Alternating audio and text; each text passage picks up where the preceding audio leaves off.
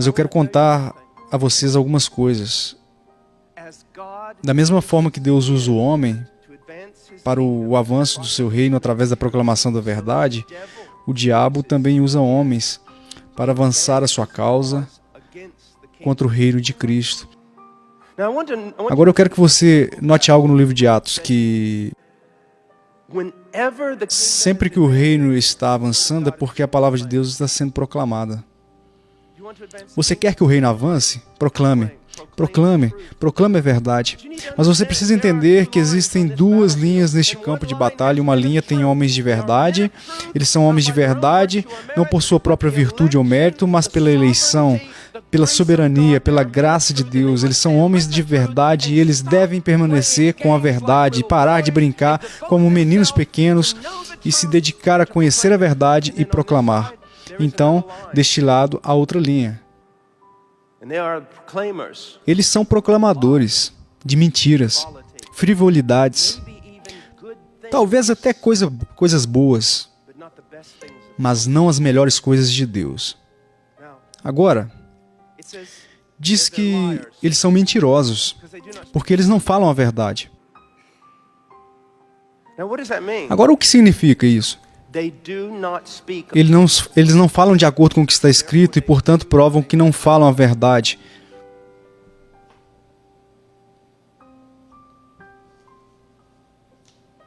Rapazes, quando você sobe no púlpito, ninguém precisa ouvir o seu coração. Eles precisam ouvir a palavra de Deus. Se você for ao campo missionário, deixe-me compartilhar algo com você.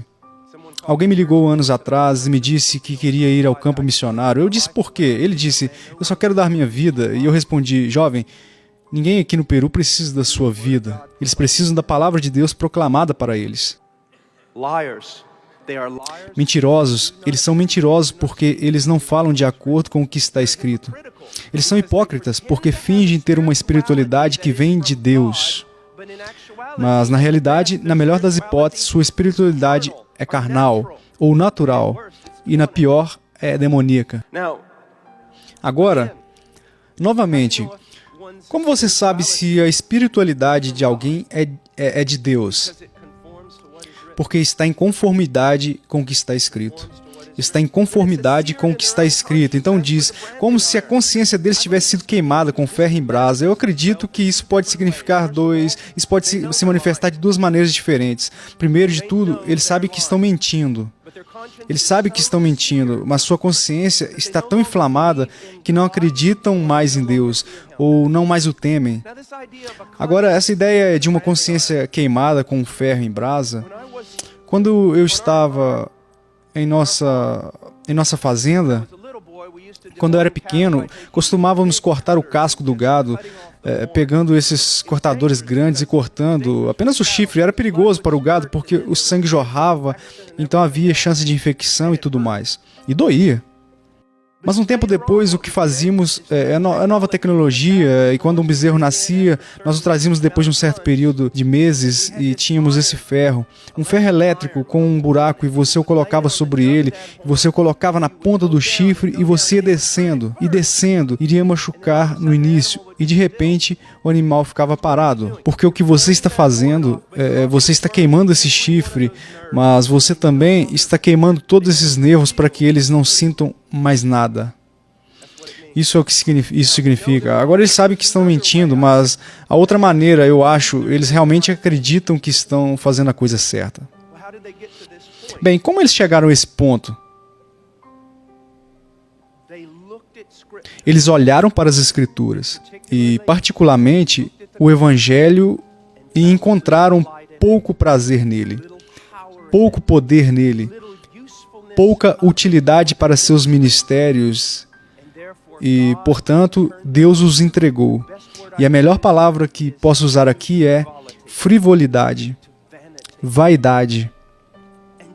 E igrejas em toda a América que são chamadas evangélicas, e é por isso que esse termo significa não absolutamente nada hoje. Igrejas em toda a América hoje, igrejas evangélicas, estão cheias com esse tipo de frivolidade. Agora, quero que vejamos os versículos 3 a 5. 3 a 5 me pegam totalmente desprevenido. À luz dos versículos 1 e 2, eu simplesmente não espero 3 a 5. Alguém diz, por quê? Bem, se você olhar os versículos 1 e 2, quero dizer que ele está usando uma linguagem que não é usada em nenhum outro lugar nas Escrituras. E ele disse, o Espírito diz explicitamente, é tipo, ei, escute, isso é importante. Então ele continua e fala sobre espíritos e doutrinas enganosas e demônios, e fala sobre homens cheios de hipocrisia, que são mentirosos e literalmente queimados em sua própria consciência. E você começa a pensar, certamente o versículo 3 vai falar sobre a revelação do anticristo. Quero dizer que algo grande está vindo no versículo 3, mas o que encontramos? Homens que proíbem o casamento e defendem a abstenção de alimentos. Então olhamos para isso, especialmente como americanos, e vamos bem... Não temos medo da apostasia em que todos nos casamos. E já olhei para a maioria de vocês, você definitivamente não se abstém de comida. Você precisa se abster um pouco mais, na verdade, para ser bíblico. Eu não queria que você pensasse que eu estava ficando muito legal. Então, como o que isso tem a ver, quero dizer, como você coloca essas duas coisas juntas, elas não fazem sentido. Mas se você ficar lá o tempo suficiente e olhar para ele, veja, uau, estou em grande risco de apostasia. A igreja está tão cheia, não a igreja, mas a expressão do cristianismo na América está tão cheia de apostasia. O que é esse ditado? Quero dizer, o que realmente significa? O que está dizendo é o seguinte: sempre que você coloca alguma coisa na frente do Evangelho de Jesus Cristo, sempre que você coloca algo mais alto, você dá mais ênfase para algo diferente do Evangelho de Jesus Cristo, está cometendo apostasia. Pelo menos em algum grau, em algum tipo. Deixe-me dar a vocês um exemplo. Existem igrejas que podem colocar acima do Evangelho um certo tipo de moralidade ou legalismo. Elas são todas estabelecidas sobre regras. Então lá, você sabe, eu ensino em casa e eu adoro educadoras em casa e grupos em casa, mas às vezes eu fui a conferências e honestamente parece mais um filme de orgulho e preconceito do que o cristianismo. É tudo sobre o jeito que você se veste, é tudo sobre o jeito que você fala e é sobre caligrafia e tudo. O quê? Não! Teve um pastor que me ligou uma vez e disse, eu quero que você venha pregar na minha igreja porque acho que temos muitos membros perdidos. E eu disse, bem, talvez eu deva pregar para você se você tem muitas pessoas perdidas na associação. E o que você quer dizer? Ele disse, minha igreja tem muitos educadores. E eu vou, irmão, eu ensino em casa. Você educa em casa. Então, o que você está dizendo? Ele diz, eu tenho pessoas na minha igreja que, se você pedir para que se levantem e deem seu testemunho, elas dizem, 5 anos atrás encontrei um ensino em casa. O que está acontecendo lá? O evangelho está sendo colocado no chão e outra coisa está recebendo maior importância. Sobre o que você mais fala? Pregador, sobre o que você mais prega? Algumas vezes eu já fui acusado de ter apenas um sermão. Tudo o que eu faço é ir para Romanos 3 e ensinar sobre propiciação. Eu disse sim, e eu li centenas, talvez milhares de sermões de Spurgeon. Se ele pegou algum texto obscuro em qualquer lugar da Bíblia, ele voltou à propiciação. De fato, o meu estudo de todos os grandes pregadores ao longo dos séculos, sua grande ênfase foi no Evangelho de Jesus Cristo, o sangue que foi derramado, que não puderam escapar dele porque os cativou. Então, se eles falam sobre casamento, falam sobre a cruz.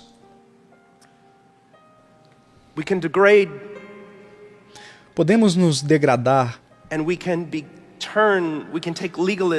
Podemos ser transformados, podemos aceitar o legalismo e podemos colocá-lo acima do Evangelho. Ao mesmo tempo, e isso é mais prevalente, podemos ser indiferentes para com a lei, nossa liberdade, e colocá-los acima do Evangelho. A razão pela qual não posso entrar em algumas das liberdades dos meus irmãos mais novos é por causa do Evangelho. De fato, veja o que Tito 2, 11 e 12 diz. Porque a graça de Deus se manifestou salvadora a todos os homens. Ela nos ensina a renunciar à impiedade, às paixões mundanas e a viver de maneira sensata, justa e piedosa nesta era presente. Paulo diz em Gálatas 5,13, vocês foram chamados para a liberdade, mas não usem a liberdade para dar ocasião à vontade da carne. Pelo contrário, sirvam uns aos outros mediante o amor. Bem-aventurado o homem que medita na lei de Deus, e toda vez que parece falo sobre mandamentos ou falo sobre minha alegria na lei de Deus. As pessoas, quero dizer, as pessoas da igreja me dizem coisas como, bem, você sabe, a lei é simplesmente opressiva. E é isso que eu sempre pergunto. Apenas que lei está oprimindo você? É aquela que diz que você não deve pegar a esposa do seu vizinho? É essa quem está te oprimindo? Então você tem alguns problemas sérios. É aquela que diz que você deve prestar falso testemunho contra o seu próximo? É aquela que oprime e faz que você sinta que não tem liberdade? Não, não somos salvos pela lei ou por nossa capacidade de manter mandamentos. Não, não, não. Somos salvos crendo, e até mesmo crer é um presente de Deus. E, no entanto, aqueles de nós com o coração regenerado, nos deliciamos na lei do Senhor e a lei de Deus, os mandamentos de Deus, que nos permite saber como expressar o amor de Deus, a Deus. De outra maneira, é banalizar o Evangelho, com prosperidade material, autorrealização. A maioria, hoje, muitos pastores se autodenominam coaches da vida. Aplaudo isso. Quero que eles parem de usar a palavra pastor, porque não são. É como quando alguém me disse há algum tempo, você não está com raiva de todas essas igrejas estarem tomando o nome batista, seus sinais e outras coisas? Eu disse, não, estou feliz, eles não são batistas.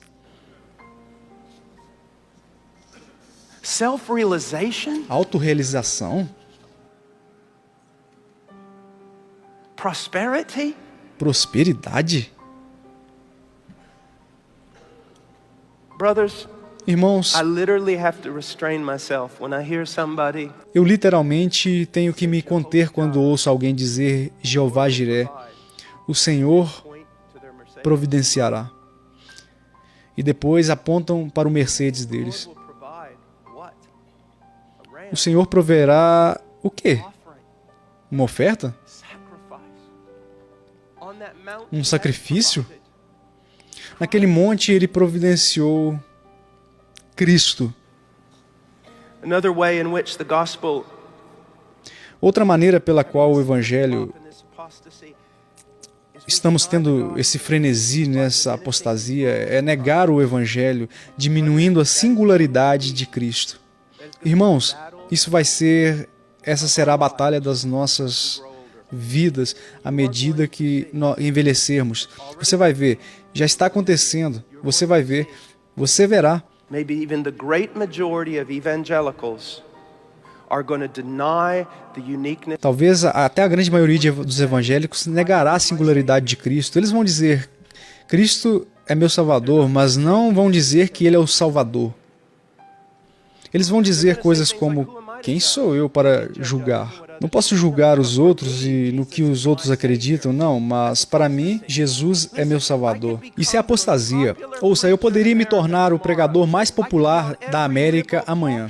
Eu poderia estar em todos os talk shows liberais, programas de notícias e tudo mais. Tudo o que eu tenho que fazer é mudar o artigo definido para um artigo indefinido. Tenho que parar de dizer que Jesus é o Salvador e começar a dizer que Ele é um Salvador e todos vão me aplaudir. Veja bem, os cristãos foram perseguidos nos primeiros séculos por serem ateus. Você sabia disso? Porque havia a terra diante deles. Havia um império romano com milhares e milhares de deuses.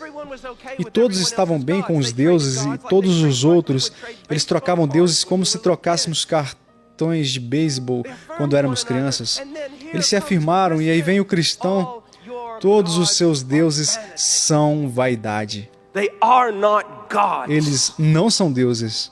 And furthermore, E além disso, Caesar isn't Lord. César não é Senhor. Jesus is. Jesus é. Do you see that? Você viu isso? We are going to see Nós vamos ver, acredito, a massive wave. uma enorme onda de apostasia. E aqui está o que vai acontecer quando pregadores como eu Will not give in não cederem no dia Oh, my em old que lançarem meu velho corpo na cadeia. A grande maioria dos evangélicos se levantará e dirá: Amém, estamos cansados do ódio e intolerância desse pregador. Don't you ever give in. Você nunca cede a isso. To that, my friend, you are Se você cede a isso, meu amigo, você não é cristão. Você não é cristão.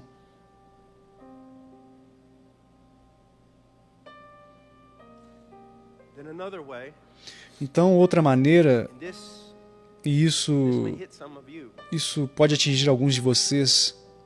when a church, Quando uma igreja, say church, I mean e quando digo igreja, quero dizer um corpo local de crentes. Quando uma igreja usa algo diferente do evangelho como cartão de visita para a igreja, they're close to apostasy. elas estão próximas da apostasia. Deixe-me lhe dar um exemplo. I go to websites. Eu vou a sites, procuro uma igreja, vejo um site.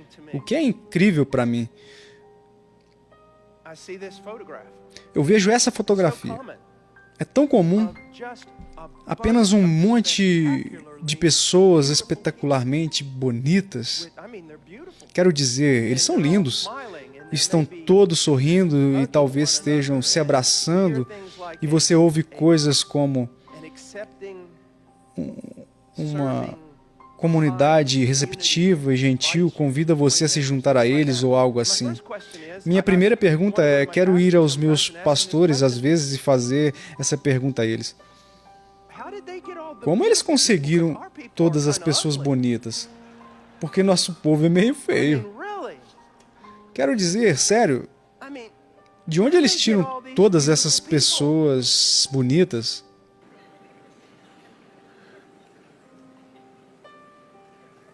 and then the gospel is found on Então o evangelho é encontrado na página 16 do site. Uma versão sem graça e diluída do que está escrito. O design do cartão são eles. E você diz, bem, irmão Paul, o que Jesus disse, você sabe, eles saberiam que somos cristãos por nosso amor. Os apóstolos não andavam abraçando-se enquanto entravam na cidade. Portanto, não tire esse texto de contexto. Eu estava com o irmão Conrad, ele pode nem se lembrar disso, estávamos juntos na Romênia anos e anos atrás, e ele estava pregando aos nossos missionários e ele disse isso. Ele disse, você quer saber como o apóstolo Paulo começou uma igreja? Ele pegou um cartaz grande e escreveu a coisa mais escandalosa que ele poderia escrever. Nós pregamos Cristo crucificado. E foi nessa mensagem escandalosa que o poder de Deus se manifestou na regeneração e redenção dos homens. Não tente colocar um rosto bonito e mundano na sua igreja. Não desenvolva essa ideia de que os cultos costumam usar, que vamos vender suavemente o Evangelho, colocar as demandas em algum lugar atrás ou conteúdo escandaloso em algum lugar escondido e gradualmente levaremos as pessoas a isso. Isso é engano. Parabéns, você se tornou muito parecido com essas pessoas descritas no versículo 1 e 2. Nós pregamos a Cristo. Nós pregamos a Cristo crucificado. Agora, em 56 segundos, qual é a cura para isso? Veja o versículo 6. Timóteo, se você transmitir essas instruções aos irmãos, será um bom ministro de Cristo Jesus. Qual é o nosso trabalho, assim como o capitão de um navio no púlpito? Você mantém esse barco na direção certa. E qual é essa direção? Dirija-se diretamente ao Evangelho de Jesus Cristo. Tudo sobre a sua igreja é o Evangelho de Jesus Cristo. Sua proclamação começa com o Evangelho de Jesus Cristo. Em cores vivas. Em cores vivas. O Evangelho. Nada maior já foi dado a uma criatura. Deus nunca fez nada maior. E seu paladar é tão refinado espiritualmente que você deseja outras coisas? O paladar da sua igreja é tão refinado por causa da sua pregação que você precisa entretê-los ou ocupá-los na sua visão para que eles tenham algum propósito?